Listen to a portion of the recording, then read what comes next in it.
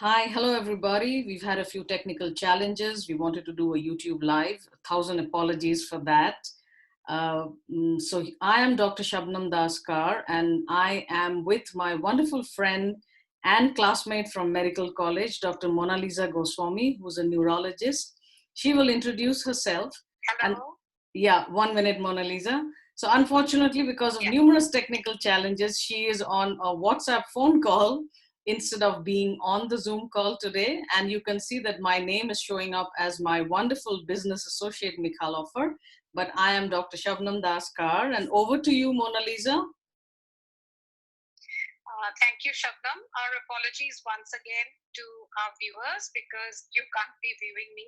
And please know that this is across two different places, one from India, the other from Canada, Calgary, Canada. So I think we'll have to make do. We'll have to overcome these challenges and go ahead to this evening. And I'm Dr. Lisa Goswami Sharma. I did my MD in pediatrics and then I did my DNB in neurology. And I'm a practicing consultant in Guwahati in a corporate hospital. And today I will be introducing you to Dr. Shabnam Daskar, who interestingly did her master's, MD in obstetrics and gynecology from Guwahati Medical College, and then practiced for almost nearly 2 decades in Mumbai. But then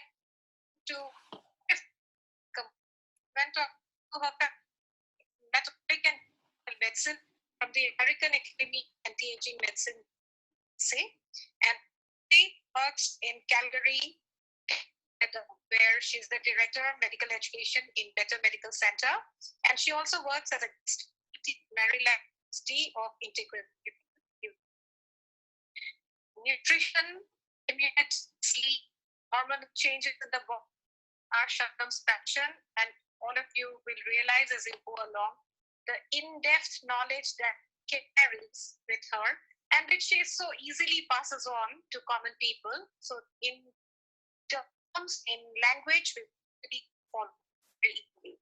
So become endeavor of staying safe during COVID-19, an effort of the Evergreen 82 batch of Guwahati Medical College, of which both of us are alumni. So Shabnam, I welcome you this evening to tell us about how sleep influences the body immunity of humans. What is and how it influences our immunity. So over to you, Shabnam. Thank you, Mona Lisa, for that really glowing introduction. And again, our apologies for all the numerous technical challenges. So I'm going to start with sharing a screen. And the other thing is, if we are going to post this recorded version of the video on our YouTube channel, so you are free to post your questions there, and we will try our best to answer them on the comment section. But it's not a live video. It's going to be a recorded one. So I'm going to start with the screen share.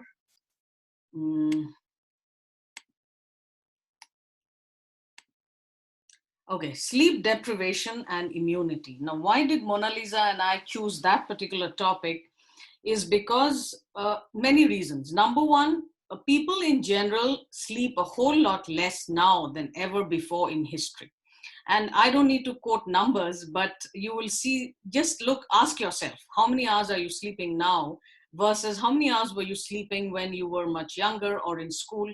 And even in our medical college days, I don't remember being very sleep deprived because we used to prioritize sleep. So the reason I brought up this topic and Mona Lisa agreed to, help me along is because sleep has a huge impact on immunity. And the challenge is many of you are not aware. So why are we concerned about the immune system now? Because of the ongoing coronavirus pandemic, everyone is concerned about, having a good immune system. And without going into a great lot of details, what I want to do is I want to encourage you all to at least look at sleep from a different perspective. If you have not been prioritizing sleep before, maybe this is a time for you to start looking at it in a different way. And as you can see from this list, the adverse consequences of sleep loss are huge. I probably have about 18 things listed on this particular slide. And Mona Lisa, have I missed out anything? No, I don't think so. But in fact, I would like you to just tell what is your concept of sleep before you actually go to sleep loss. Okay.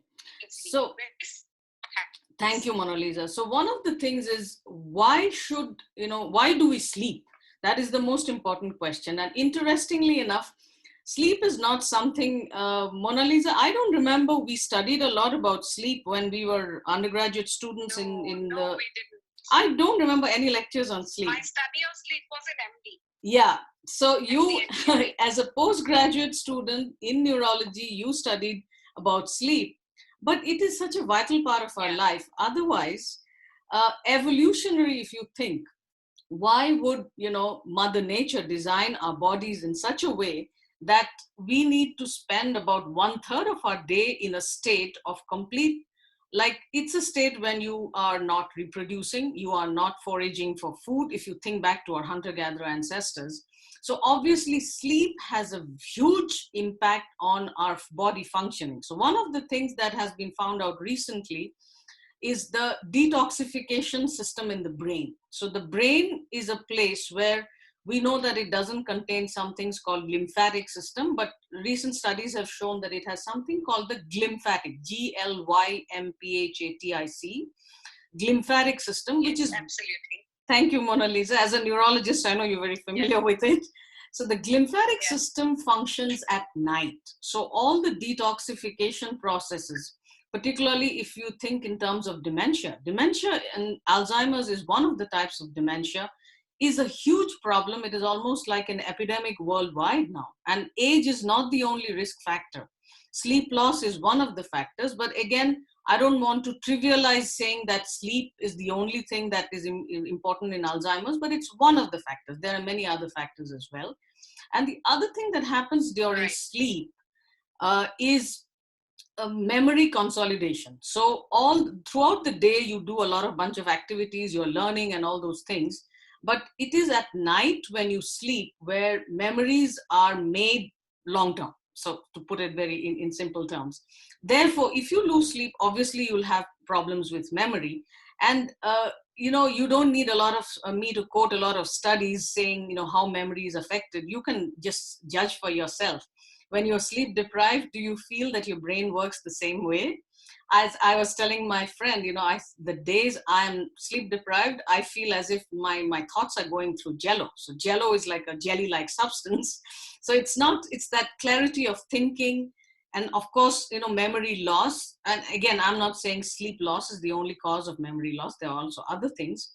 But these are the two important functions of sleep. And the other interesting thing is there are a lot of other functions we're probably going to find out more and more about over the years. And I know some of you may be interested in doing a deeper dive into each of these things I'm talking about. On my website, drkarmd.com, I have all the references. And the one person from whom I have learned a lot about sleep is Dr. Matthew Walker, who's a sleep researcher. So you can just Google him and you'll come across his YouTube videos. And if you like reading books, his book, Why We Sleep, is one of the best books in the world, I think, on sleep. Anyway, when we talk about sleep, there are two kinds of sleep challenges. One is you do not prioritize sleep. And the other is you have trouble falling or staying asleep. Now, for today's discussion, I am not going to talk about the trouble falling or staying asleep, but sometimes both the problems are sort of combined. You do not prioritize sleep, therefore you have trouble with all of this. So the two are somewhat different, but they have commonalities as well. And Mona Lisa, I know you and we are people who prioritize sleep, but I'm someone who also has challenges with falling and staying asleep. That's for a different discussion. I call myself a sleep police. Right. I will not be a food police, but I will happily be a sleep police. And I have numerous times, posted messages on our WhatsApp groups, guys and girls, you need to go to bed now. And sleep loss and your immune system are not good friends. But anyway, I'm happy to be a sleep police, and I know, Mona Lisa, you are as well. So the other thing is, and you must have noticed that you never need to tell me. Yeah. Because I'm already read by the... So the thing is, because I prioritize sleep, Very often, and I'm sure Mona Lisa, you've had these experiences as well. I'll have, friends and relatives who know that I go to bed early. So they'll call up around 8:30 p.m. in the evening, my time, and say, have you gone off to bed? And I have to tell them, even 8:30 p.m. is too late, too early Yeah, for even me. hello. Yeah, you're there, Mona Lisa. Sorry. So the thing is, I inside I feel like telling them, you idiot, if only you knew what I know about sleep, you wouldn't be saying that. But anyway, I can't say that. So Mona Lisa, I'm sure you have similar problems as well, and people telling you all that. And I'm sorry, the connection is again a problem. So today's discussion, I'm Yeah, just I'm going. back again. Yeah, thank you. So I'm just going to talk about, because I want to focus more on the strategies rather than the details of, because sleep, we can talk about sleep forever. So one is sleep loss in the immune system, because the immune system is so important for us now. And the other big major impact is sleep loss and the risk of not only diabetes, heart disease, high blood pressure, and dementia. It also impacts how well you manage your blood sugar levels if you already have diabetes. And alcohol and sleep, whenever I talk to people about alcohol and sleep, I get like, oh, I sleep very well with, when I drink alcohol, or I just need a nightcap at night, and makes me sleep very well. Well, Mona Lisa and I will talk about that as well. But most importantly, I want to focus on some of the things that you can do. So how much sleep do you need? Now, this is the recommendation from the National Sleep Foundation in the US. So you can see, and if you want to know what the recommendations are for younger people, believe it or not, they're actually much higher. So a lot of young people nowadays are on devices and all those things. Back in the days when I was a student, we didn't have the internet. In fact, I was in a part of the country in Arunachal Pradesh where we used to have lights off at 10 p.m. So because there was a generator which used to provide us with electricity, but then that is a long time ago. Versus what is happening today is we live a 24/7 life. So we are connected all the time. And back in the days, Mona Lisa, if I remember right, I think television programs also used to end at a certain time. I think it was midnight. It wasn't 24/7 of Yes, television yes, either. yes. So as you can see, for those who are less than 64 years of age, the ideal is 7 to 9 hours, and more than 65, it is 7 to 8 hours of sleep. Now, one of the questions I get quite often is it true that older people need less sleep? It's not true that older people need less sleep, as you can see from this table, but the fact is they do have problem with sleep. They are not able to sleep that long. So that is it's not that they need less, it's just that they're not able to get enough. So how many of you are Yeah, really Shabnam, getting? let Yeah, me just butt in. sure. I also received one question that how do we know that we have sufficient sleep, that I'm getting sufficient sleep? Oh, My fantastic very simple question. answer is that, yeah, that's a very simple, frequent question. Then how Mm-hmm. will I know whether I'm getting enough sleep or not? If I Mm-hmm. sleep regularly, how will I know? So my simple answer to that is that if you wake up refreshed in the morning, then you are getting good sleep. So, because the quantity as well as the quality is important in sleep, I guess, Oh, right? absolutely, absolutely. Mona Lisa, you brought up such an important question. So, in case you can't hear her well, Mona Lisa's question was, she gets asked very often, how do you know whether you're getting adequate sleep? So, what she said, and say I agree with that, is when you wake up in the morning, ask yourself, how are you feeling? Are you feeling refreshed? And you know the difference, when you haven't slept well versus when you have slept well. And the other thing is, many of you are probably wearing, a wearable like this. I'm wearing a Fitbit Charge 2, which gives you a sleep score. So again, take a look at that. If it's an Apple Watch you're wearing or any other device, some of them do give you a sleep score. But if you're not wearing a device, just asking yourself, how are you feeling in the morning? And if you want to really track it, I'm very much in favor of tracking stuff, because unless you track, you don't know whether you're getting better or you're getting worse, right? So the question that Mona Lisa asked is, do you feel refreshed in the morning? And the other thing is, do you remember dreaming? So the other important thing is, you may be dreaming but you don't remember them, and that's a much deeper dive into all that, which I think we don't have time for today. But do you feel refreshed when you wake up in the morning? Give yourself a score. You can decide whatever you want to give yourself. And maybe if not anything else, just track on a piece of paper or an Excel spreadsheet or, a sheet on your phone. So sleep loss in the immune system, one of the biggest challenges with sleep loss, what happens is your immune system is like, basically, truthfully, there is no one single benefit to sleep loss. Essentially, sleep loss is going to impact you in several different ways. And unfortunately, many of you don't realize that the fact that you have fatigue in the afternoon, you're more prone to the common cold. The common cold is a viral condition. And with the coronavirus here, that is not something you want to put yourself at. Then the fact that you probably cannot remember some things and you just say, oh, I'm just getting old. So it may not be the age, it may be the fact that you're not prioritizing sleep. So chronic inflammation is something that is bad for everything in your body in terms of health. So you don't want chronic inflammation for your heart disease. It's bad for your dementia. It's bad for mood disorders. And definitely every illness is actually an immune system problem. So therefore, sleep loss, and these are the things that actually clinical studies have shown. So natural killer cells, again, I'm sorry if it sounds a little more technical than probably what you would like, but Mona Lisa and I are people who we respect knowledge and we respect research and all of that. So that's who I am. So natural killer cells are, again, very, as the name implies, are very important, important soldiers of your immune system.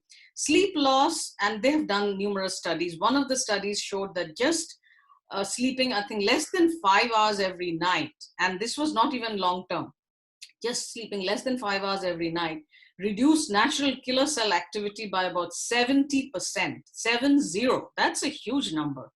Then the third factor, and again, there are numerous, I'm just focusing on three of them, immune system genes. So they looked at young, healthy people. They were who were not prioritizing sleep. They slept for less than 6 hours.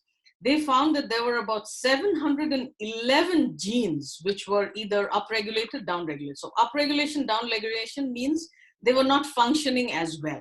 Now the question arises, what were these genes involved with? Number one, many of them were involved with metabolism. And metabolism is your blood sugar levels, weight levels, all those, and of course, all the different impacts it has on your long-term disease and your present risk for the coronavirus as well. Metabolism is number one. Then, of course, immune system genes, numerous of them, mental health ones. Then how you deal with stress. So these are, and again, there's so many different complicated, ways in which genes can, function some particular pathways. So just imagine, I mean, had sleep been a drug, I think Mona Lisa, the company making it, would have been a billionaire, right? Yeah. So there is no one drug that is going to, help you sleep. And today we won't have time to talk about sleep medications, but just briefly, I'm saying sleep medications don't make you get good sleep. So that is not even the first way of, sleeping better that I would recommend. Next comes sleep loss and diabetes, heart disease, high blood pressure, dementia. So this is, again, so many different things. Very few people, Mona Lisa, we meet today who just have one health challenge, right? If they have diabetes, absolutely, it's a combination, and it creates it's a vicious cycle. Actually, you start with a little bit of obesity, then you start having high pressure, diabetes, then you land up in the hospital with a coronary illness, and then you go into stroke. I mean, it's a vicious cycle. Yeah, and sleep is so important in breaking this cycle. Absolutely. So I'm just saying what Mona Lisa said just now. Most people don't come with one illness. If they have diabetes, they start off with being a little overweight, maybe a little bit of belly fat and muscle loss. In men, it can show up as, your pants almost seem to be falling off. So muscle loss is one of the problems. You want to keep your muscles. Then the next thing is, so this is how usually a picture goes. I'm just giving an example of a man. It could be a woman as well. So he thinks he's because he's super busy and, he's successful. And there is one very wrong thinking, which says that if you're successful, you should not prioritize sleep. Like if you prioritize sleep, that means you're not really very serious about your career, about your business and all that. I don't know where that thinking comes from, but anyway. So you decide that oh, I don't need to sleep. I'm just going to sleep for 5 hours every night.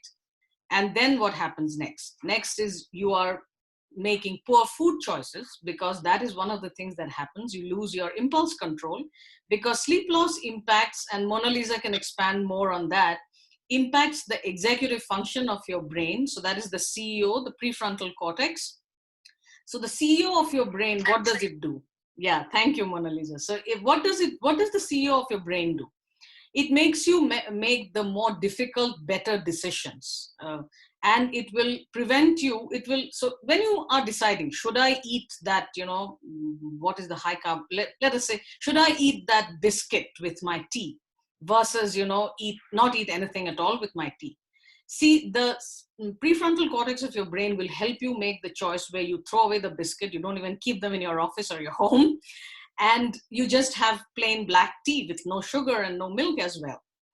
So, and sometimes you must have noticed it yourself when you are eating, if you are a stress eater, or you sit in front of the TV and you start eating, food, what is it you normally eat? It's not healthy food most of the time. You don't crave for, vegetables. Usually people crave for something high carbohydrate, or those snacks. In Mumbai we used to call them farsan, like all those bhujia and dalmot and I don't know, a whole lot of stuff. And by the way, I do like them, but I make sure that we don't have them at home all the time. So my point is, you make poor food choices.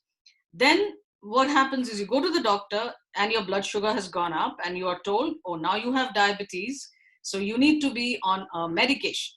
Okay. So you are on a medication, then your blood pressure is also trending up. Maybe you just have the beginning of heart disease, or sadly enough, some people may realize they have a heart disease when they have the first heart attack. Fortunately, they will, they may recover. Some people may not recover. That may be the end of the life for that person. So if the person is still, not going through all that challenge, so diabetes, another blood pressure medication, and you go home, and then again you're not prioritizing sleep, and you're making poor food choices, you're stressed out, and then again after 3 months down the line, 6 months down the line, you repeat your blood work, blood sugar has still gone up, so you are put on a second or a third, or I don't know how many medications. I'm not so much in the medication world. So this is usually the scenario. Whereas maybe prioritizing sleep and movement, again, no time to talk about all that today, those things would probably impact your blood sugar levels, your heart disease risk, your blood pressure way more than anything else. So we use a lifestyle plus medication approach. I'm not saying you should stop your medications, definitely not. But one of the best and anti-blood pressure medication is deep sleep. So why not use something that is available for free? Next is alcohol and sleep. So Mona Lisa, would you like to add something more to the thing about diabetes, high blood pressure, and sleep loss and that? No, I think you have covered it pretty well. I think we can move forward to the next slide. Yeah. Okay, so alcohol and sleep. Now, before I start talking about alcohol, full disclosure, I like red wine. So it's not like, Mona Lisa and me trying to tell you something about, two doctors who are like sanctimonious, don't drink, don't this, don't do that. But the fact is, we don't create the rules, So like I was talking before, people think that, when they drink alcohol, they get very good sleep. But the problem is that sleep quality is very, very different from what you would get without the alcohol. Now, again, everyone has to make, their own decisions. So what happens to your sleep after alcohol? And again, it is different things for different people. For some, even one measure of alcohol can impact their sleep very badly. For others, it may be more than one. But my point is, if you are thinking that drinking alcohol is making you sleep better, then I just want to contradict that view. And I'm sorry about the complexity of this particular slide. It shows sleep architecture. So this is what is called a hypnogram. Now, why I wanted to show this slide is because I have a point to make. And I'm really sorry about the complexity. But you see, the human body is very complex. And I think we should be uh, really excited about that. Mona Lisa. Yeah, I just couldn't get you properly, Shabnam. It was like Sorry. your voice was cracking up. I'm sorry about that. Sorry, I am sorry. I had to interrupt that. Something happened on my side of the screen. So, No, that's okay. yeah, so going back to sleep architecture. So as you can see, on one side of the different sleep stages and the other axis has the hours of sleep. So you go through these Right. sort of 90-minute, intervals of different sleep cycles. So there is non-REM sleep and REM sleep. And again, I apologize for the complexities, but unless you understand why I'm talking about, good sleep, you will not understand, unless I explain a little bit with this. So again, so the fact is, sleep, REM sleep and non-REM sleep, both are equally important. So you cannot say that, I'll just increase my REM sleep, because REM sleep is where the time, so it's a rapid eye movement with the dreaming and all the memory consolidation and all those things happen. So, saying that I want to just increase my REM sleep without increasing total sleep is like saying, as Dr. Matthew Walker says, it's like saying I want to increase the size of the egg yolk only and not the white part of the egg. So you cannot do one without the other. That is number one. So number two, which is extremely important, is alcohol impacts your REM sleep. So you will, unless you're actually in a research setting or in a hospital where you're doing a polysomnography, which is the sleep test, which Mona Lisa is very, she's an expert at that because she's a neurologist. You will not know what is happening to your sleep quality. So two things here. Number one, alcohol impacts your REM sleep very badly, and each of these stages are important for you. So you can see now. Second thing that I want to illustrate with this through this slide is, let us say instead of sleeping for 7 hours, you decide that 6 hours is good enough for you. So 6 hours of sleep, what happens is a huge part of your REM sleep is gone. And REM sleep, deprivation has a huge impact on, there are a lot of animal studies. It's not possible ethically to do human studies in that. In animal studies, it has shown that many of them die way earlier with just REM sleep deprivation. So that is possible to do in animal studies. Right. Not, Right. yeah, not in human beings, because that is unethical. But my point is, alcohol impacts your REM sleep very badly.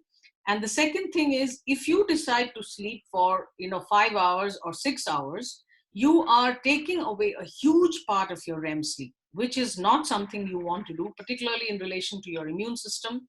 And again, as you must have, all of you must have been, I mean, you've been reading, I know, where people who have diabetes, heart disease, high blood pressure, they are doing way worse in terms of their COVID-19 situation versus those who don't have those conditions. It doesn't mean that having those conditions is a cause for you to develop COVID-19, but at the same time, it is important to keep in mind that once, heaven forbid, you have the condition, then uh, sorry, Mona Lisa got completely thinged out of the call. I'm sorry about that. Sorry about all the technical challenges we're having today. So going back to your risk for coronavirus disease is higher if you have uncontrolled diabetes or high blood pressure or heart disease. However, it doesn't mean these conditions will cause the disease. So therefore, my point is, you want to maintain your normal blood pressure, you want to maintain normal blood sugar levels, and you want to maintain lower inflammation. All these things are impacted by sleep. And I know that a lot of my physician friends, in particularly in India, are going through a lot of stress at this time. So these are, and many of you are treating patients with COVID-19. So before I move ahead, I just want to say, I am not treating any patients with COVID-19. That is not my practice. But many of you are doing that. So maintaining normal blood sugar levels in the hospital in those patients who have COVID-19 is also extremely important. Just, I think 3 days ago, another paper came out from China saying that. So just a review, just a recap of what I talked about just now. One is alcohol doesn't give you the best sleep. And I'm sorry, Dr. Mona Lisa has again gone off the call. So I'm going to try calling her. And while I'm doing that, I'm going to just place this slide on the screen so that you are able to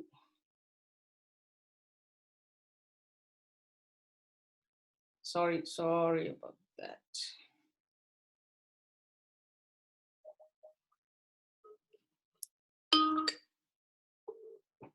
Okay. Yeah, I have called you from my Skype account, so don't worry. I'm going to put you on the speakerphone. Okay. Now, I was just thinking that this is the disconnection below the top to flow of the book. Hello? Yeah. Hello? Yeah, I'm there. Can you hear me? Complete it. I just want to finish up at the end. That's all. You just continue. So, Mona Lisa, just stay on the call. Doesn't matter. Don't worry. Okay. You can hear me because now I'm talking about strategies for better sleep. Yeah, I can hear you. Okay. So Mona Lisa is back on the phone call, and so strategies for better sleep. This is where I want to focus on because this is what you need more than anything else. Number one, daylight exposure. Now, the fact is, I am in Calgary, Canada, and this is summer. For me, it is not difficult to get daylight exposure because we are not on complete lockdown like those of you in India. So I'm able to go out. But if, let us say, you are able to go onto your balcony or your veranda or somewhere, getting daylight exposure for at least 30 minutes a day is very important. But at the same time, if you are not in a position, physically, it is impossible for you to get daylight exposure because in India, it's very hot now. So most of the time when I'm in India, I don't go outside so much.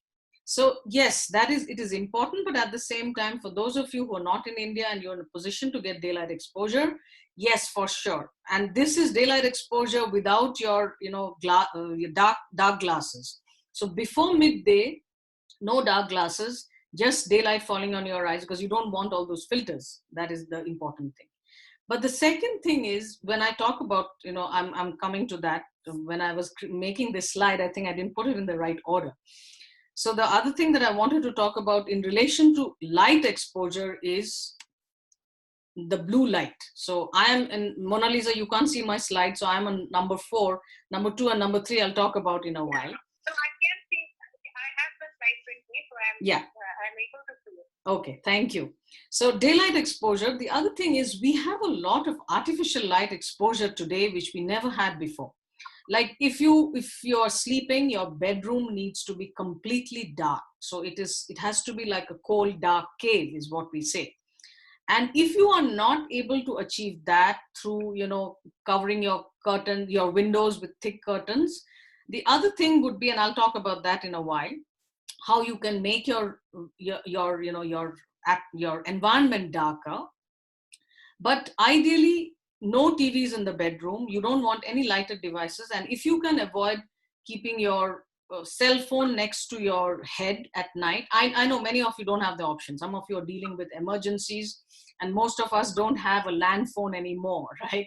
So we don't have the land phone next to our ears, because as my time as an OBGY, I used to sleep next to the land phone. This was when we didn't have mobiles, and when we had the mobiles, it was both of them together. And again, it's find out what works best for you. Maybe if you have the phone charging in your bedroom, don't keep it next to your ear, or figure out something, charge it some other time. There are different ways to do that. So if you are somebody who has to work on a computer, or you spend a lot of time on your phone and your computer, ask yourself, is it necessary to do that, or can you reduce your time? That is number one. But if you are still someone who has to do that, and because you're working in a different time zone, f.lux is just go to the website. It's a free download on your computer and your phone as well. f.lux will reduce your blue light exposure. That is one way. Other ways are, there are some glasses which prevent blue light exposure. Some of us use a different glass when we are in front of a computer. So that's a blue light screening glass. It's a different one because you don't want the blue light screening glass throughout the day. It's only when you're exposed to blue lights. At other times, you need normal, natural daylight exposure. Regular hours of sleep, that is so important. So it's not like you decide that, okay, weekdays I'm working, so I'm going to sleep less and I'll catch up on my sleep at the weekends. Now, your body usually doesn't function as well without regular hours. So if that is something that you are not focused on, probably one of the first things to focus on is have kind of a specific time to go to bed, and probably ideally stay within 1 hour of the time that you have decided, and wake up at a fixed time every day, irrespective of whether it's a holiday, whether it's a weekday or anything. And Mona Lisa, do we have time to talk a little bit about sleep debt? Because some people think that weekends they can wake up at 1 p.m. and 2 p.m. and they have caught up on the total hours of sleep, so they should be fine. No, I would just like to tell that regular hours, that's one thing which is one of the most important points in sleep hygiene, so that we keep the body's biological clock in sync with nature's clock. Absolutely, absolutely. And just because we don't have time, otherwise Mona Lisa and I could talk forever about the chronobiology and your circadian rhythm and all that. So that is extremely important. Thank you, Mona Lisa, for pointing that out.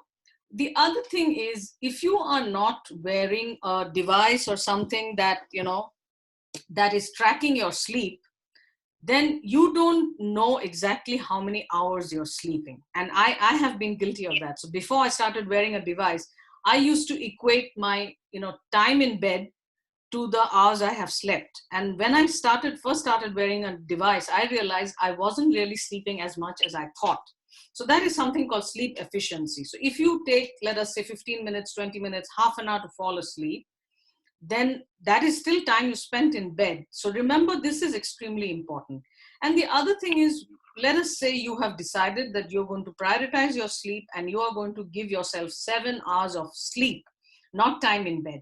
Obviously, you have to, figure out what time you need to go to bed and what time you need to wake up.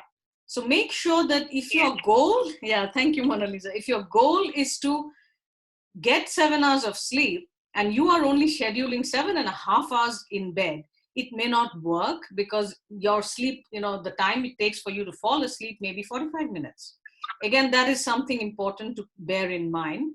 So let us say you need to wake up at 7 a.m. because of your work, you have to leave for work, and people like me and Mona Lisa, we like to start our days with meditation and all that. So I take anything between 1.5 to 2 hours every morning. That is what I would like. It doesn't always happen if I start consulting or something early morning. And today was, of course, a stressful morning because of all the technical challenges. So my point is, work backwards. So if you have to wake up at 7 a.m. and you take half an hour to fall asleep, then calculate backwards and figure out what time you need to go to bed. So I have already talked about avoiding blue light and the Flux app. What about reading in bed? So Mona Lisa, this was one of my biggest insights when I was listening to Dr. Matthew Walker. And the reason is so interesting. So we think that, in fact, I even recall my grandmother reading in bed. We were taught that, if you go through a book when going to bed, you fall asleep faster, but science doesn't say so. Okay, so what is this about reading in bed? Number one is, if you read in bed because you can't fall asleep, so again, this is Dr. Matthew Walker's recommendation, is if you can't fall asleep within 20 minutes to half an hour, stop reading in bed. Go to bed when you actually feel sleepy, number one. Because what happens is, you don't want your brain to associate the bed with not being sleepy, to not being asleep. So because your brain thinks that bed is a place for reading, then you might have challenges falling asleep. That is number one. So your bedroom should be a place only for sleep and intimacy, nothing else. Ideally, no working in the bedroom, none of that. I know that's not possible for a lot of people, particularly, I know in Mumbai, because of, not everyone has that option. Many other places as well. But if you are aware of it, then you will figure out what to do. So that is number one. The number two thing about reading in bed is, are you reading a paper book versus reading a backlit device? So if you are reading an iPad in bed or a tablet or anything like that, but there are some readers which don't have a backlit system. They are just bland. They don't look very nice. They're cheaper, but they're probably better. So what studies have shown that if you use a backlit device in bed, a substance called melatonin, which is extremely important for sleep, those levels reduce. So why do you want to deliberately reduce melatonin levels by exposing yourself to light backlit devices in bed? So ideally what you can do is, if you like reading in bed, preferably read a paper book. And again, I'm guilty of reading backlit devices as well, because now our library in Calgary doesn't have paper books available because of the pandemic. So we are using ebooks. What I have done is I have reduced the display, the light in that. And the other thing I find, and again, Mona Lisa, I don't know whether you find the same thing. So I don't read books in bed which get myself thinking a lot. Like, I don't want to wake up and start taking notes and all that. So I prefer to read some, fiction or something that's not really very. I mean, it doesn't involve me thinking a lot about it. So Mona Lisa, do you feel like that as well? I know you read a lot. Yes, yes. I think it's very important to understand this whole strategy of sleep. Sleep basically is a phase where the body is a person is neither fully conscious nor dead. Yeah. It's a phase in between, and it is meant for restoration of the body, each and every part and organ. That means that sleep is very important for us. And if we have a mind or a brain which is racing with thoughts, we can't sleep well. Yeah, so I'm just repeating what Mona Lisa said because I'm not so sure about the audio quality. What Mona Lisa says is sleep is a time for restoration. So it is very important to understand and use the, multiple strategies. So obviously you don't want, a lot of racing thoughts. If some of you are going through that, I'll come to a few more strategies afterwards. So what happens is, you don't want your brain racing at night. You want to calm it down. So what some of us call it is having bookends. How do you start your day and how do you end your day? Both are equally important for sleep, and definitely if you are going to prioritize sleep. Next is early dinner. This is one thing I get so much of pushback from my patients in India and even my relatives. So why do we say early? In fact, Shabnam, I think yes, Mona Lisa. It's very important that parents understand the concept, because young children nowadays are getting very used to reading in bed. So I think parents must understand the whole concept and try to break this. Yeah. So Mona Lisa is saying that this is extremely important for children as well. So if children are using devices in bed, not going to bed early enough, children need way more sleep than adults do. So unless parents are setting the example for children and making sure that children also have a regular bedtime, that is extremely important. So early dinner, if you are having a dinner together with your family, so the ideal is usually around 3 to 4 hours before your bedtime, you need to finish eating, which would mean if you want to sleep at about 10:30 in the evening, you have to finish eating before 7:30 p.m. And I won't have time to go into all the other things about how having an early dinner will impact your blood sugar levels, and again the circadian rhythm and insulin secretion and all that come. So you do not need to know a lot of the scientific details. Just try it out. Just try having dinner a little early. If you're having like at dinner at 9 p.m., which for people in Canada that's not common, but in India I know it's very common. And people who are from India or Bangladesh or Pakistan living in Canada, they eat late dinners as well. So just try moving your last meal of the day to initially start with just moving it by half an hour earlier. Slowly your goal will be to finish eating by 7 p.m. So obviously you'll have to start eating by 6:30. And so many people have told me that, oh, I can't do that. And I usually ask them, is it absolutely impossible or is it difficult? If it's difficult, let's think of strategies. If it is impossible, then we'll have to think of other stuff. So I've told my patients in India that what you can do, because some of you have long commutes, particularly in places like Mumbai, what I suggest is take a second meal, home cooked meal with you to office.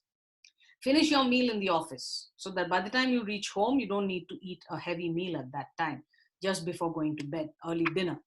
Next comes number 7, which is, I call that the sort of time. So switch off devices time. All of you have these, apps on your phone. So digital well-being is the one on your Android devices. And I think, Mona Lisa, in screen time is the one they use on an iPhone. How many of you have actually, how many of you have actually checked your time on that? That will give you a whole lot of It's insight. amazing how much time we spend on our screens, you know? Yeah, it is really very interesting. And I often tell my patients, have you gone through that data? What did you find out? And usually the wife will say, yes, doctor, he spends a lot of time on, watching YouTube videos. That's what he found out. But some of you have never checked that. More importantly, what you can do is you can set limits. So you can set limits on how much time you spend on WhatsApp, on, wherever, whatever your challenge is. So set those boundaries after a certain time. Like, I put my phone on do not disturb after 9 p.m. in the evening, because I don't want a phone call or something that is going to impact my sleep late in the evening. And if it is an emergency, of course I have the settings such that if it's a family emergency, they are able to get hold of me. And for many of you, if you're a physician, it would probably be your hospital or something. There are different ways to figure that out. Or maybe many of you have a second phone. So switch off your primary phone, which everyone has the number for, and keep the second one only for emergencies. This is what I used to do back in my OBGY days in Mumbai. That number was only with about 10 people. So it was family and my colleagues. We worked together for surgeries and all. We used to work together, and the hospitals. Our patients did not have access to our phone numbers back then. So different ways of doing it. That is what I want to, you can figure out best what works for you, because you know your life way better than I do. Now, the number 8 thing, I know many people in India have a shower before going to bed. Why not have a hot bath or a shower at bedtime? Why hot? Because you want to reduce your core body temperature. So reduction of core body temperature makes you feel way better. And in the same vein, I'd also like to say your room temperature, if you're using an air conditioning, needs to be between 18 to 19 degrees centigrade. It is fairly cold. I think most people have it, Mona Lisa, around 22, 24 in India. Is that what it is? Yeah. No, I think now it's more than that. But yeah, if you have an air conditioning. Yeah. And again, it's different things for different people. I know that one of the recommendations given is you should not be using an AC because of the coronavirus. You'll need to figure out what works best for you. Yeah. So again, I'm not the specialist in that. I cannot answer that question, because the thing is, this is what science shows. So if your core body temperature is lower, you'll sleep better. So now, the second thing is, some of you may feel that your feet are cold. Maybe you can use socks, or you can use a hot water bottle just for your feet, and your room stays cold. And the other thing is, there are some things called mattress coolers, which I will not go into because I'm not sure they're all available in India. But important thing to remember is your room temperature needs to be cold. You sleep way better when in cold temperature than in a hot temperature. Next thing I was talking about, daylight exposure and dark room, how your room needs to be like a cold, dark cave. So if you are not able to make sure that you have thick curtains or, shades or whatever, you can use eye covers. Sorry, Mona Lisa, there's something going on the phone. Sorry about that. So eye covers, like, some airlines give you those eye covers, so wear them to bed. And if you find that there's a lot of ambient noise, and particularly, this is again, I'm digressing completely into obstructive sleep apnea, Mona Lisa. If you have a partner or spouse who snores a lot and you feel that they stop breathing when they're sleeping, you need to get them checked for obstructive sleep apnea. No time today to talk about obstructive sleep apnea, but Mona Lisa is a neurologist. She can talk a whole lot more about sleep apnea. And women and sleep apnea is again a completely... Yeah. It's very common. Yes. And the sad thing is, it is very underdiagnosed because nobody thinks of sleep apnea as the first thing. And one of the things that is like the biggest impact it has is, so there are numerous studies on sleep apnea. It increases your risk for heart disease, stroke, diabetes, blood pressure rises at night, dementia, all those things. Basically, the point is, if you have sleep apnea which is untreated, that is dangerous for everything. So we'll probably have another long conversation about sleep apnea another day, Mona Lisa. Next is CBTI. So what is cognitive behavioral therapy for insomnia? That in 2016, Mona Lisa, please correct me if I'm wrong, I think the National Sleep Foundation in the US recommended CBTI as the first line of treatment for people who have insomnia, not a sleeping pill. Yes. Okay. Now in Yes. India, Mona Lisa, do you have access to people who can teach CBTI? India, I have no idea, but in Guwahati, I don't think so. Yeah, so from my brief search, and again, please, if any of you have any information about anyone doing sleep CBTI online or on the phone, all those options are there. Please let me know. But at the same time, there is an app available for free. So just go to it's available on Android as well as Apple Store. CBTI, it is called CBTI, and I'm sorry, I didn't have the picture here today. And it is from Stanford, and I think it is from the veterans this thing site. I think for the US veterans they had created it, so it's freely available, no payment or anything, no subscription. Try that as your first line. So CBTI is very important. And again, there are, I'm sure now more and more people are going to be available to provide their services online. So online CBTI works as well, telephone CBTI works. But again, this is something probably which we need to focus on, things that you can do yourself. Mindfulness meditation, and Mona Lisa and I are both great propounders of meditation and mindfulness. I actually write prescriptions for mindfulness, and I'm sure Mona Lisa, you do as well. Again, yes, I don't have time to, both of us can talk about meditation forever. I'm a long-term meditator, so is Mona Lisa. The thing is, there is nothing religious about mindfulness or meditation. And if you have never meditated before, thank you. If you have never meditated before, what I would recommend is, try a guided meditation on your phone. There are numerous apps, and all of them are free resources. Before you commit to a subscription and payment and all that, what I recommend is try out a whole bunch of them. And one thing is, start with whatever you can. If it is just 5 minutes of meditation at bedtime, just start with that. If it is, so ideally, what does science say? So most scientific studies have shown benefits for 30 minutes or longer time of meditation. However, I don't think we have studies yet showing where 15 minutes in the morning, 15 minutes in the evening is the same as doing half an hour every day.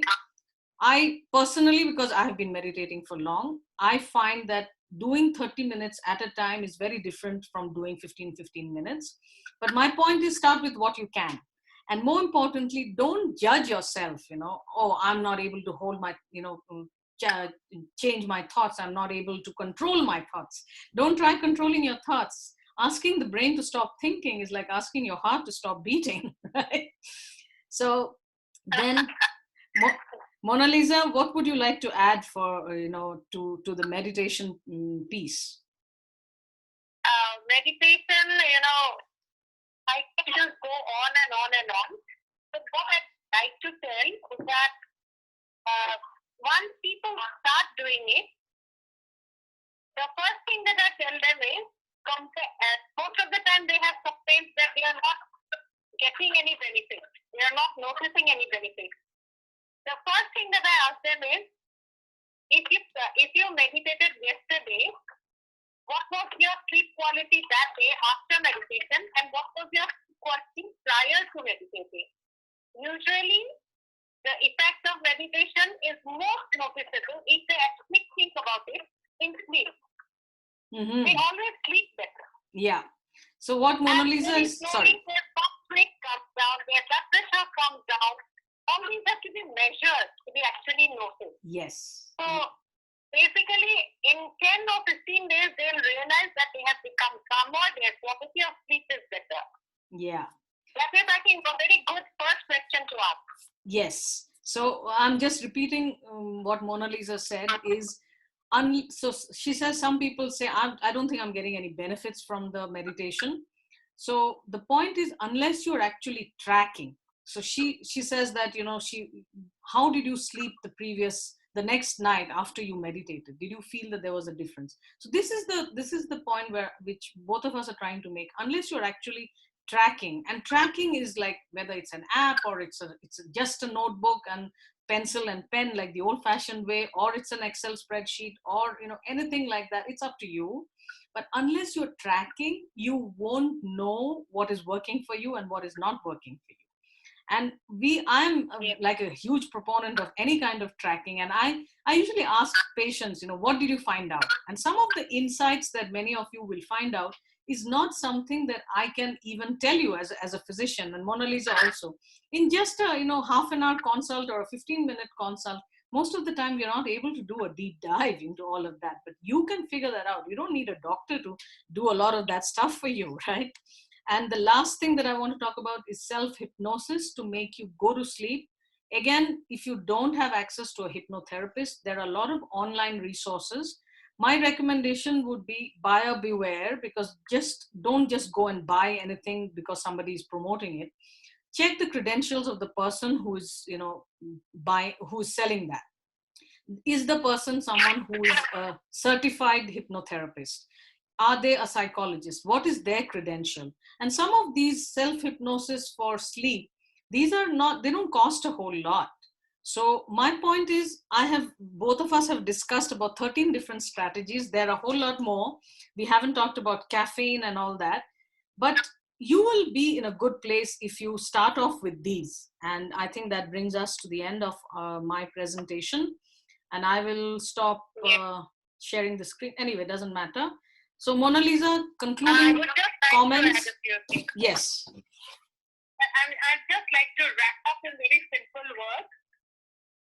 Yes, one go ahead. Is that sleep is very important for human beings because it regenerates our body each day. Every 24 hours, we have a mechanism given by nature which rejuvenates and regenerates our body system. So sleep is required in proper quantity and good quality.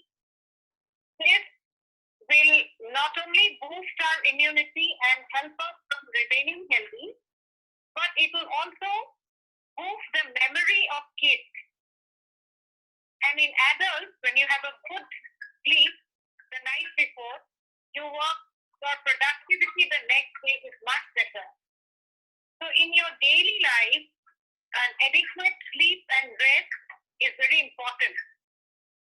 The next thing is that we need to really understand that we are a person as a whole, and a lack of sleep will give rise to numerous illnesses, each one increasing the other. So the comorbidities will go on increasing.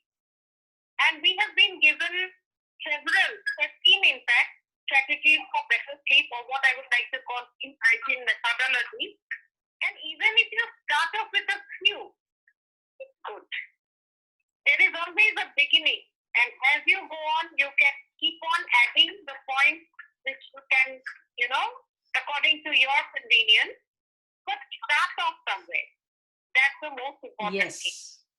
Thank you, Mona Lisa. And most importantly, all these things are things that you can do yourself.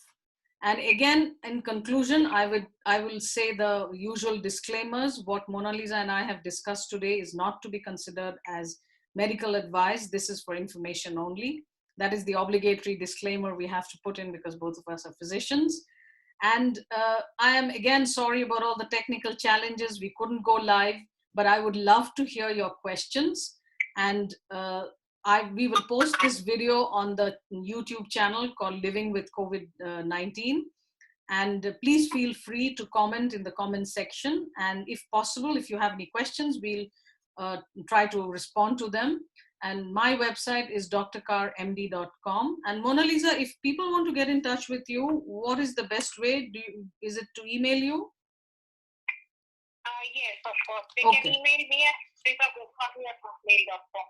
Okay, so it is MONALISAGOSWAMI. There is no space in between. @hotmail, HOTMAIL, hotmail.com. I will post the email ID on the YouTube as well. And thank you very much. Thank you, Mona Lisa. Thank you. Thank you, Shabnam, for it was lovely.